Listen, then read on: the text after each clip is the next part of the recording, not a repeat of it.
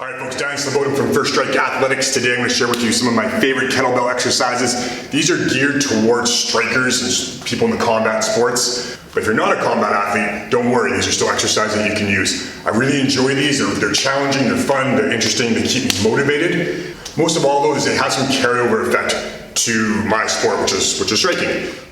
So when I look for an exercise that is going to have some carryover effect to my sport, then I look for certain things. One of those things is being in a staggered stance, meaning I have one foot in front of me and one foot behind me, because this is how I stand as a striker. The other thing I look for is motion forwards and backwards. So linear motion, if I'm attacking someone, going backwards, being able to move side to side in a linear fashion. I also look for moving, like rotating, going to that transverse plane, because this is when we're throwing our strikes. We're always pushing off one leg and transferring weight to the other leg. So if exercise incorporates these things, then it's definitely something I'm interested in to help me with my sport, to help me kind of produce like a more athletic effect in my sport. So with these kettlebell exercises I'm about to show you, they incorporate a lot of these things. Now, they don't have to incorporate all of them, they just have to have a few of them to be relevant to your training. Okay?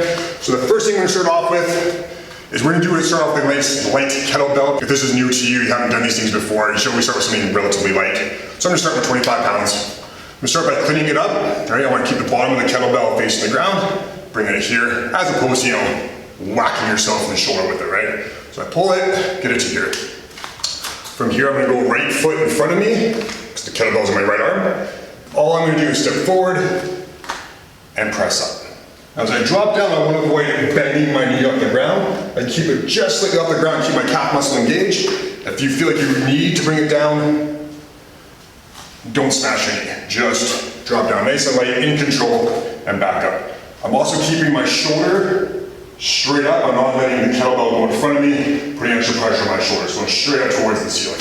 Okay, so that's the first variation. Now to make this slightly more challenging, I can add a second kettlebell. And all I'm gonna do for the second kettlebell is just keep it racked on my shoulder. So I'm gonna do the exact same thing, stepping forward, and just keeping it here. Now this doesn't have to be the same weight. You can do it with different weights.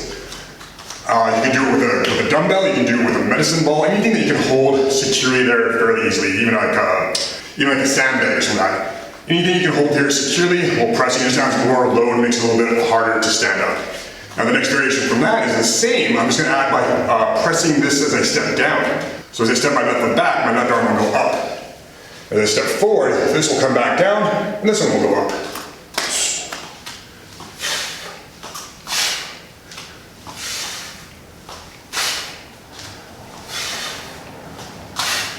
And of course, I do the same thing on the other side.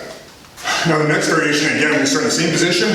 From this lunge position, I'm gonna drive off this leg and turn. So I'm gonna turn about, not quite 180 degrees, but pretty close. I'm gonna face, this camera's at 12 o'clock, I'm gonna face about 8 o'clock that way. And I'm gonna press and go straight up.